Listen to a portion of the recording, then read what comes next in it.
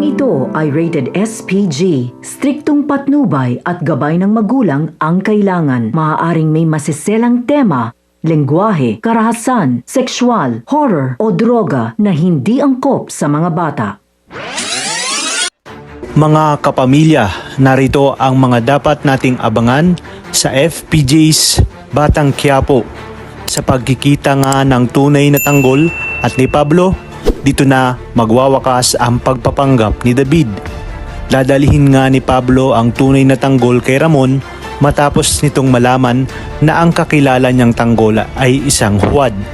Nakita nga ni Pablo si Tanggol sa isang bar kung saan siya ay nagpapalipas ng galit at inis sa peking si Tanggol na siya ngang si David.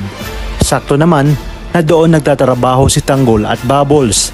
Sa pagdating nga nila Pablo sa bar ay agad silang hinarang ni Tanggol dahil napansin ni Tanggol na may dala silang mga armas at ipinagbawal ito sa loob ng bar. Kaya naman dito kinausap sila ni Tanggol na kung maaari ay iwan nila ang kanilang mga armas bago sila tuluyang pumasok sa loob ng bar. Ngunit kahit anong paliwanag nga ni Tanggol ay hindi ito pinakinggan ni Pablo, lalo na at mainit ang kanyang ulo. Kaya naman nagpumilit si Pablo na pumasok sa loob. Mabuti na lamang ay napigilan si Tanggol ng kanyang kasama at sinabi na regular nilang customer si Pablo. Sa kabilang banda, bago nga lapitan nila Bubbles sila Pablo ay binalaan sila ni Tanggol na mag-iingat umano ang mga ito sa grupo ni Pablo dahil nga armado ang mga ito. At nang makalapit na si Bubbles kina Pablo ay agad ngang nagpakita si Pablo ng hindi maganda kina Bubbles. Diretsahang sinabi ni Pablo na gusto niya itong si Bubbles. Sabay hatak nga sa dalaga. Dahilan para masadsad sa dibdib ni Pablo itong si Bubbles. Mabuti na lamang at hindi inalis ni Tanggol ang kanyang mga mata sa grupo ni Pablo kaya nakita nito ang ginawa ni Pablo kay Bubbles. Ngunit napansin naman ni Pablo na tila binabantayan sila ni Tanggol sa di kalayuan. Kaya naman dali-dali niyang inutusan ang isa sa kanyang mga tauhan upang alamin ang pangalan nito. Ngunit bago pa lang umalis ang mga tauhan ni Pablo ay sumagot na nga itong si Bubbles na ang pangalan umano ng kanyang kasama ay si Jesus Nazareno de Magiba alias Tanggol.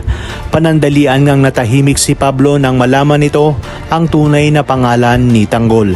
Ayon kay Pablo, nakapangalan ito ng anak ni Ramon Montenegro na kanyang kinaiinisan.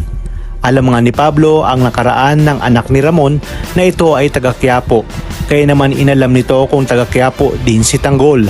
Dito na naisip ni Pablo na magagamit niya ito upang tapusin ang kayabangan ng tukmol na si David. Samantala, nagpaalam naman itong si David kay Don Facundo na gusto umano niyang ligawan ang apo nito na si Catherine. Pumayag naman si Don Facundo, ngunit iginiit nito na hindi niya hawak ang isipan at puso ng kanyang apo.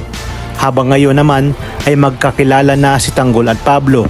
Si Pablo na kaya ang magiging dahilan upang magtagpo ang tunay na mag-amang Ramon at Tanggol na siyang tatapos sa pagpapanggap ni David. Talagang kapanapanabik ang mga tagpo sa teleseryeng ito. Kaya naman sabay-sabay natin itong pakaabangan. At kung bago ka pa lamang sa akin channel ay sana'y huwag kalimutang mag-like at subscribe. Pindutin ang notification bell para updated kayo palagi. Maraming salamat sa inyong panonood at hanggang sa muli mga kapamilya.